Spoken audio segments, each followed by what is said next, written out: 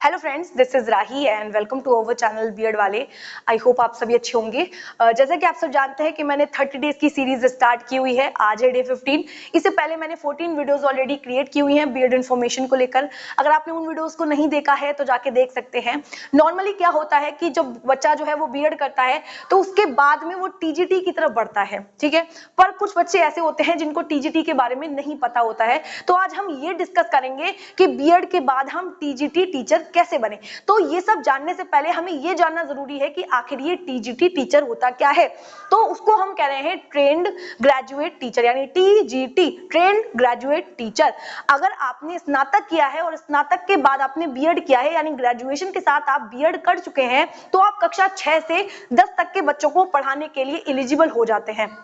फिर वो प्राइवेट हो, अर्ध सरकारी हो या सरकारी हो। लेकिन सरकारी और अर्ध सरकारी स्कूलों में आप टीचर किस तरीके से बनेंगे वो अलग अलग आयोग अलग अलग वैकेंसीज निकालते हैं। इसीलिए हम सरकारी स्कूल के टीचर्स को, जो कक्षा 9 और 10 के होते हैं, उन्हें हम एलटी कह के संबोधित करते हैं, और जो अर्ध सरकारी स्कूलों में कक्षा 9 और 10 के टीचर्स होते हैं उनको हम टीजीटी टीचर कह के बुलाते हैं। तो अगर आप अर्ध सरकारी स्कूलों में मतलब बनना चाहते हैं, कक्षा 9 और 10 के शिक्षक बनना चाहते हैं, तो आप किस तरीके से बन सकते हैं। तो चलिए शुरू करते हैं वीडियो को। अब यहाँ पे सबसे पहले बात आ रही है कि अगर हमें टीजीटी टीचर बनना है तो हमारे पास एलिजिबिलिटी क्या होनी चाहिए, यानी शैक्षिक योग्यता हमारे पास क्या होनी चाहिए जो हम आराम से टीजीटी टीचर बन सकें।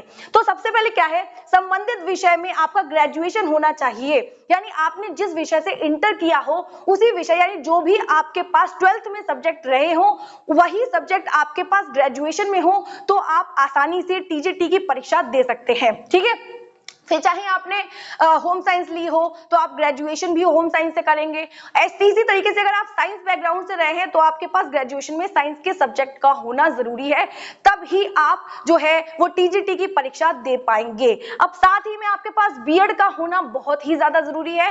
अगर आपने ग्रेजुएशन में वही सब्जेक्ट पढ़ा हुआ है जो आपने 12th में पढ़ा है, साथ में आपके पास बीएड की डिग्री है, तो आप टीजीटी देने के लिए बिल्कुल एलिजिबल माने जाएंगे। और इसमें इंटरव्यू भी नहीं होता है। इसको क्वालिफाई करने के बाद में आप डायरेक्ट अर्ध सरकारी विद्यालयों में शिक्षक के पद पर, कक्षा 9 और 10 के शिक्षक के पद पर नियुक्त कर दिए जाएंगे। अब देखिए आयु सीमा क्या है, मिनिमम आपकी जो एज है वो 21 होनी चाहिए। अधिकतम जो सीमा है वो समय समय पर बदलती रहती है, इसीलिए मैं यहाँ पे नहीं लिखी हूँ, ठीक है। इतनी चीजें समझ आई।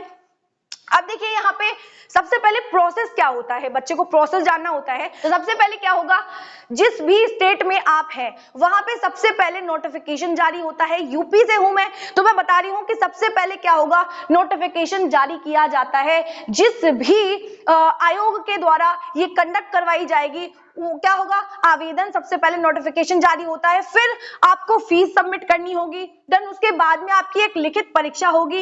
लिखित परीक्षा के बाद में मेरिट लिस्ट निकलेगी, और मेरिट लिस्ट में अगर आप अच्छे नंबरों से पास हुए हैं तब आपका डॉक्यूमेंट वेरिफिकेशन होगा।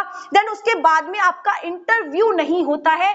डॉक्यूमेंट वेरिफिकेशन के बाद में ही आपकी जो नौकरी है वो अर्ध सरकारी विद्यालयों में, जो एडेड कॉलेजेस होते हैं, उसमें कक्षा 9 और 10 के आप शिक्षक नियुक्त कर दिए जाएंगे, ठीक है। समझ में आया। अब देखिए सैलरी कितनी होती है भाई, ये तो बहुत ज्यादा जरूरी है।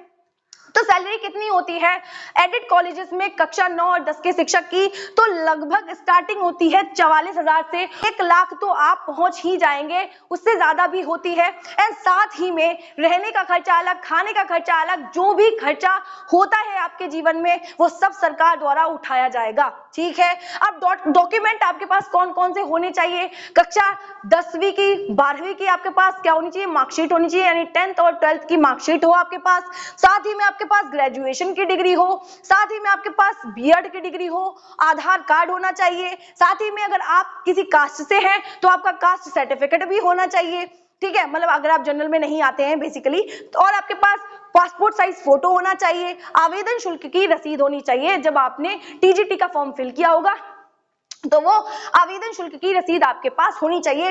इतने सारे डॉक्यूमेंट आपके पास होने चाहिए जब आपका डॉक्यूमेंट वेरिफिकेशन होगा।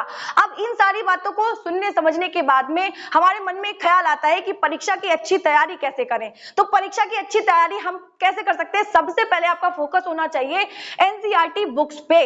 एनसीईआरटी की जो बुक्स होती हैं वो मस्ट है। अगर आपने एनसीईआरटी की जो बुक्स है उसको अच्छे से प्रिपेयर कर लिया तो आपको फिर कुछ भी पढ़ने की आवश्यकता नहीं रहती है, क्योंकि उसमें अच्छा खासा सिलेबस दिया होता है।